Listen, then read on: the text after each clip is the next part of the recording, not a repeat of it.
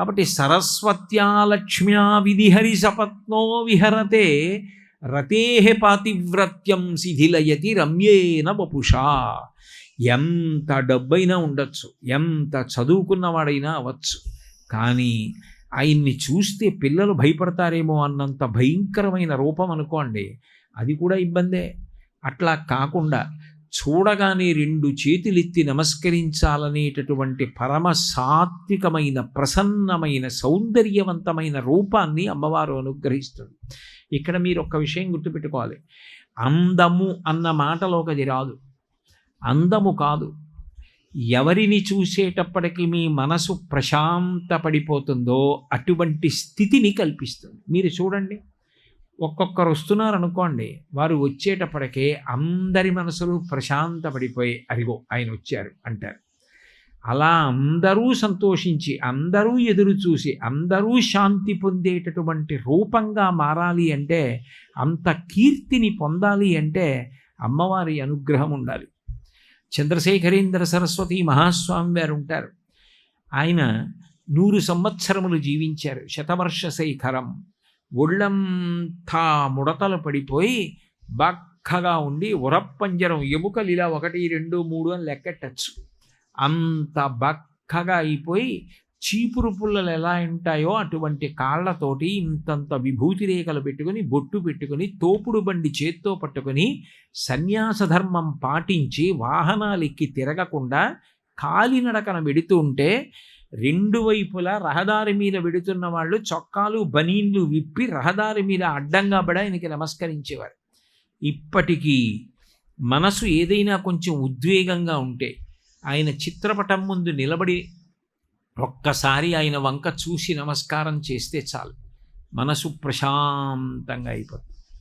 అటువంటి స్థితి, అది గొప్ప రూపు.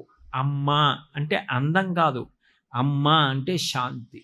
అమ్మకి 90 ఏళ్ళు వచ్చేయనివ్వండి, అమ్మ చెయ్యి పట్టుకుంటే, అమ్మ బోచి నోటితో పకపకా నవ్వుతూ చెయ్యి తల మీద పెడితే చాలు, తృప్తి. అమ్మ వరకు అక్కర్లేదు, అమ్మ కట్టి విప్పేసినటువంటి పాత చీరలు బొంత కుట్టుకు పడుకుంటే నిద్రపట్టేస్తుంది.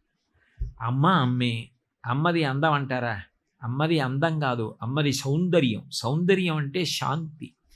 అటువంటి రూపం అమ్మవారు అనుగ్రహిస్తుంది. అందుకని రతేహ పాతివ్రత్యం శిథిలయతి రమ్యేన వపుషా. లోకంలో అందగాడు అంటే మన్మధుణ్ణి చెప్తారు. ఆ మన్మధుడి యొక్క భార్య అయిన రతీదేవి కూడా అనుకుంటుందిట, మా ఆయన కన్నా కూడా ఈయన అందంగా ఉన్నాడే అనుకుంటుందిట. అంత గొప్ప రూపాన్ని ఇస్తుంది. చిరంజీవన్నీ వక్షపిత పశుపాశ వ్యతికర.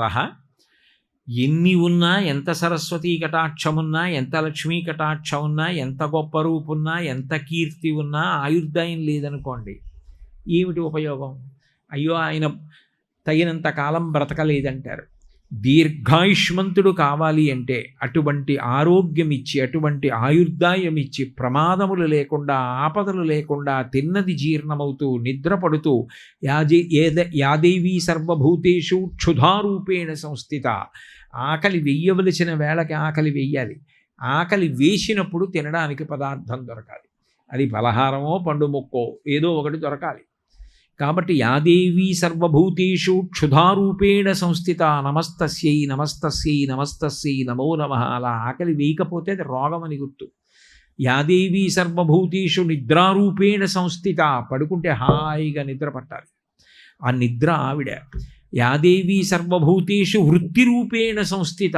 నువ్వు ఏ పని చేస్తున్నా ఆ పనిలో నువ్వు గొప్పగా బుద్ధిని పెట్టి నిలబడగలిగిన శక్తిని ఎందు ప్రకాశించాలి.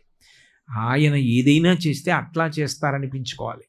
అది ఆమె అనుగ్రహం. యాదేవీ సర్వభూతేషు లజ్జారూపేణ సంస్థిత. దోషం నేను చెయ్యకూడదని, ఒకవేళ తప్పు చేస్తే సిగ్గుపడే లక్షణం ఉండాలి. అటువంటి స్థితి తల్లి యొక్క అనుగ్రహం. యాదేవీ సర్వభూతేషు మాతృరూపేణ సంస్థిత.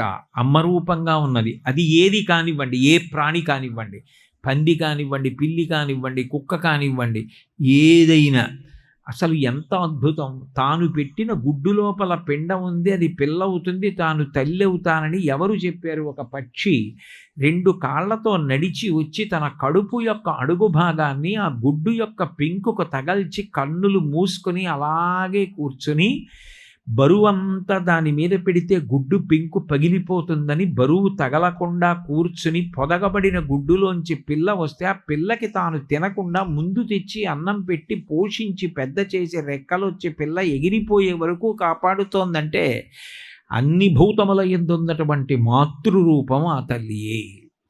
ఆ తల్లియే ఇంతమంది తల్లులుగా కనపడుతోంది. ఇప్పుడు ఇక్కడ ఇంతమంది తల్లులు కనపడుతున్నారు అంటే ఇవాల్టి రోజున ఒరేయ్ కోటేశ్వరరావు, కొత్త సంవత్సరంలో మొట్టమొదటి నెలనాడు అమావాస్య తిథి నాటి ప్రదోషంలో నేను సహస్రశీర్షవదన ఇన్ని ముఖాలతో నీకు దర్శనమిస్తున్నాను. ఒక్క సోమాలమ్మగా కాకుండా ఒక సోమాలమ్మ ఇన్ని వేల ముఖాలతో ఇంతమంది తల్లులుగా కనపడుతున్నాను.